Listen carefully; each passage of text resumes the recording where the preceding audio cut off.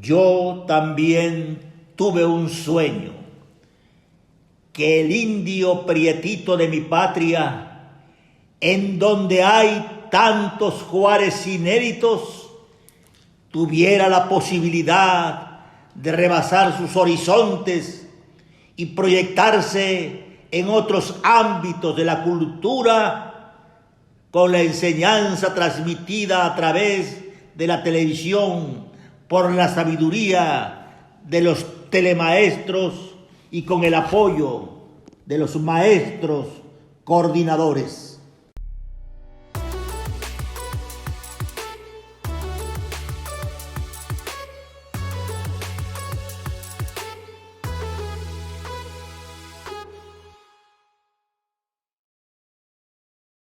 La década de los 60 se caracterizó por el desarrollo de diversos fenómenos sociales, culturales y de los medios de comunicación. Sin embargo, prevalecía una insuficiencia de servicios educativos que limitaba el bienestar social. Para responder a los apremios de los cambios históricos y modernizar la educación, en 1965 se anunció el proyecto de alfabetización y el de educación secundaria por televisión. La institución comisionada para elaborar dicha propuesta fue la Dirección General de Educación Audiovisual, dirigida por Álvaro Gálvez y Fuentes. Gálvez y Fuentes, su sueño era llevar educación secundaria al medio rural, a las zonas marginadas. Entonces él fue un visionario en ese sentido. Secundaria directa pues salía muy cara, porque debía tener un edificio, aulas, laboratorios, talleres y una planta de maestros sumamente alta. Y personal administrativo. Por supuesto, el personal de apoyo indispensable para cualquier institución. Bueno, ¿qué hacer? ¿Cómo resolver este problema? Ahí es donde sale el señor Álvaro Gálvez y Fuentes con su proyecto de la educación por televisión de Italia. El proyecto tuvo una fase de investigación y pruebas, siendo la teleescuela italiana de la que se extrajo el esquema básico. Para ello, durante septiembre de 1966 se habilitó en la calle de Donceles número 100 aulas con un televisor y el mobiliario propio de un salón. Fuimos al domicilio de mi amigo nos llevó donde estaban haciendo las inscripciones y empezó nuestra aventura, rumbo a lo desconocido, porque no sabíamos a dónde íbamos por ese camino. No había un edificio, no había personal ahí, no había absolutamente nada. Es más, nos topamos con mucha, pues por la falta de información, con mucha desconfianza, negatividad, muchas veces negatividad. Me pareció algo nuevo, moderno y revolucionario. El hecho de utilizar una televisión para impartir clases, así como poder ser parte de una iniciativa para resolver la demanda educativa de secundaria en comunidades rurales de difícil acceso, a marginados, donde la instalación de una secundaria general o técnica era incosteable.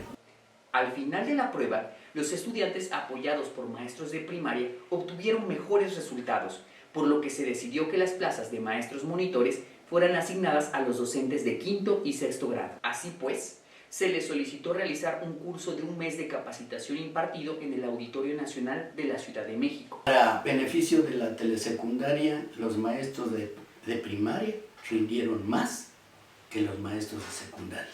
¿Por qué? Pues eso es lógico. El maestro de secundaria es especialista, pero en una materia. El maestro de primaria tenía que impartir todas. Lo que sí fue posible es que nosotros tenemos una experiencia en atender grupos de primaria, de quinto y sexto grado. Entonces, eso nos dio las bases. Pues nos dieron las orientaciones necesarias para trabajar en telesecundaria y nos dijeron cómo estaba. Nos animaron mucho. Yo regresé muy animado sí, contento. El 2 de enero de 1968, el secretario de Educación Pública, Agustín Yáñez, suscribió un acuerdo por medio del cual la telesecundaria quedó inscrita en el Sistema Educativo Nacional. Las clases de telesecundaria iniciaron formalmente su difusión a nivel nacional el 21 de enero de 1968 a través del Canal 5 y su estación repetidora en Las Lajas, Veracruz. Después del experimento, que era en circuito cerrado, se lanza abierto por el servicio que prestaba HGC Canal 5, que se encargaba y la repetidora de Las Lajas. Recuerdo que un maestro, no sé si era del estado de Hidalgo y todo eso, dice, miren maestros, si nosotros somos y se nos está capacitando para ser maestros de secundaria, y a través de la televisión, ¿por qué no se pone que en vez de teleaula, que sea telesecundaria? Ah, no, pues sí, formidable, eso hay que proponerlo y hay que decirlo a los demás y todo. De ahí mismo, de esos corrillos que hacíamos, salió y surgió el nombre de telesecundaria. Su objetivo principal era ampliar la cobertura de educación secundaria en el país. Era indispensable y para eso, repito, se hizo uso de los medios masivos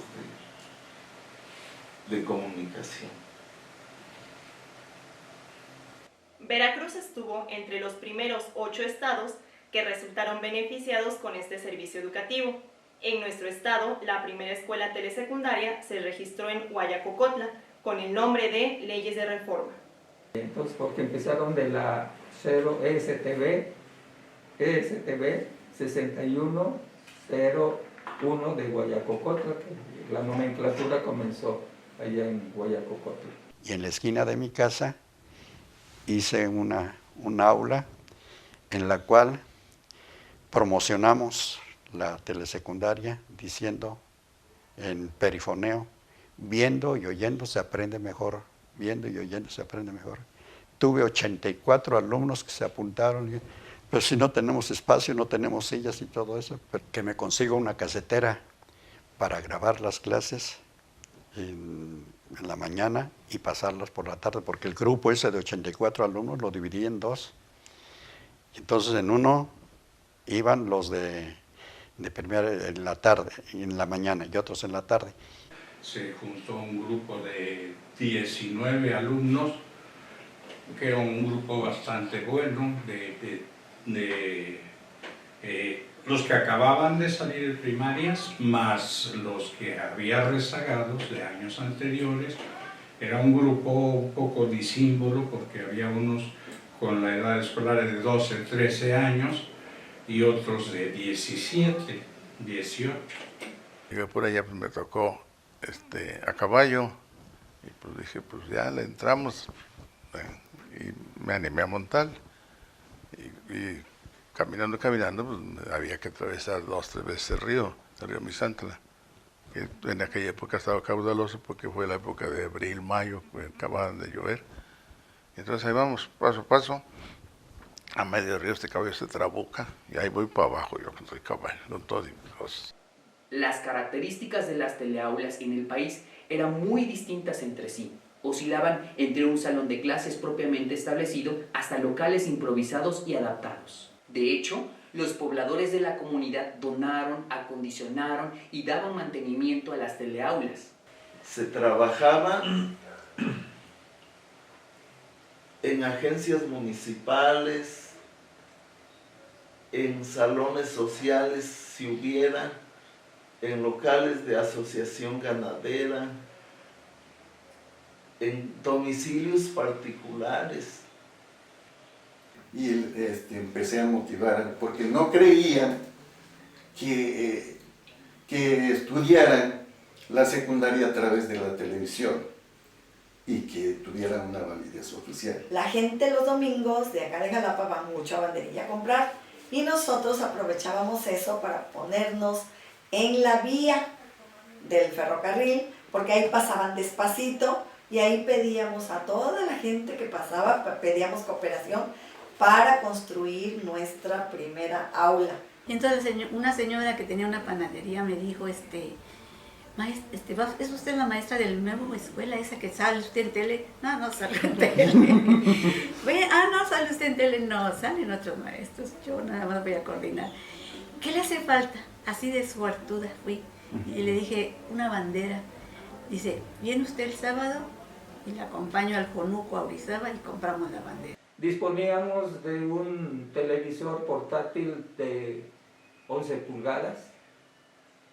Cuando llegaba el momento de ver la clase televisada, bueno, salía el compañero, entrábamos nosotros, dice que entrábamos porque no cabíamos, veíamos el programa a algunos alumnos, su servidor, afuera en la banqueta. Los telemaestros eran personas especialistas en diversas áreas.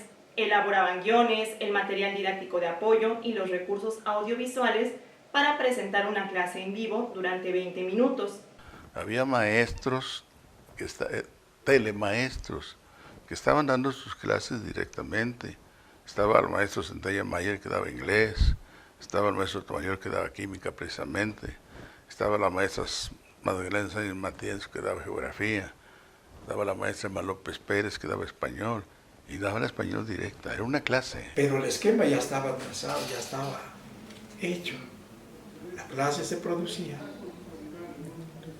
en vivo y se mandaba al aire, al televisor, y de ahí a un local adaptado como salón de clase, y se recibía. Telemaestros incluso trabajaban con un grupo de alumnos, y ahí veíamos nosotros cómo les corregían si estaban distraídos o si tenían problemas con algún trabajo, alguna tarea. Y maestros magníficos, porque tenían que dar su tema en 20 minutos, bien mediditos. Los telemaestros que salían en la tele, cada uno tenía su especialidad. El de geografía, geografía, el de matemáticas, matemáticas, el de español, español. Entonces estaban bastante bien preparados. Además los preparaban ahí en la tele, entonces tenían carisma, eran elocuentes, bromeaban y los chicos sentían que estaban viendo artistas y que además fíjense bien lo que digo, nos estaban enseñando porque también los maestros aprendíamos de ellos. Había muchos ejemplos, cuando nos hablaban de un río en la tele nos llevaban al río porque era en vivo. El maestro coordinador organizaba las clases antes, durante y después de las emisiones por televisión, pero su labor iba más allá de lo puramente académico. Gracias al trabajo arduo y a veces en condiciones verdaderamente adversas, se fue configurando la fisonomía de telesecundaria. Estos eran los libros de entonces. Eran 4 guías en el año. Estas guías para las lecciones televisadas de segunda enseñanza eran 4 al año y traían aquí todas las materias. Así es que esto costaba 24 pesos. Era muy caro para la época. Yo invito a todos los compañeros maestros que trabajan en la telesecundaria, que nos costó mucho trabajo iniciar esta modalidad. Y pues aquí estamos, tenemos 50 años en servicio y todavía estamos. Entonces, ustedes jóvenes, ¿qué les queda? Demostrar que sí se puede. Lo que logramos primero fue de que nos ubicaran en la dirección de enseñanza media, dándonos allí 12 horas, ¿sí? Académicas y 12 horas de desempeño para otras actividades, ¿no? Como estaba en el poblado, no tenía que hacer nada en las tardes, me puse a trabajar con ellos en las tardes, los citaba para las 3 de la tarde y de 3 a 5 hacíamos algunos repasos, hacíamos algunas lecturas. Ser maestro es ser raíz, absorber la esencia de la tierra y levantar esbelta desde la oscura entraña una renovada primavera. Ser maestro es ser un Fausto eterno por la alquimia prodigiosa que transmuta la propia personalidad en muchas otras perpetuamente renovadas. En el 2023, la telesecundaria en nuestro estado atiende a poco más de 151,000 estudiantes, ubicados en zonas de alta marginación, tanto en localidades rurales como en las ciudades. A 55 años de su fundación, la telesecundaria es ese milagro que alguna vez Álvaro Gálvez y Fuentes soñó y que hoy, gracias a tantos telemaestros, maestros coordinadores, personal de apoyo y de servicios, padres de familia y alumnos, es una realidad. El desarrollo del país, en parte, se debe a la telesecundaria, porque si no siguiéramos viviendo muchos rezagos todavía de educación secundaria. Que era el más grande, un día me dijo, maestra, yo pensé que lo único que el mundo era cortar hojas de tabaco. Y ahora a través de la tele veo que hay un lugar maravilloso y fantástico fuera de acá. Mis satisfacciones son encontrarme en la calle a exalumnos que me saludan como profesor Vélez. Tengo alumnos que fueron diputados, tengo alumnos que fueron presidentes municipales, tengo alumnos que ya son doctores. De nuestra primera generación llegaron a ingenieros navales que trabajaron en astilleros de Veracruz, 2 que se apellidan Rivas, de ahí de Estanzuela. Y estos niños eran hijos de campesino y que sus hermanitos más chiquitos andaban descalzos.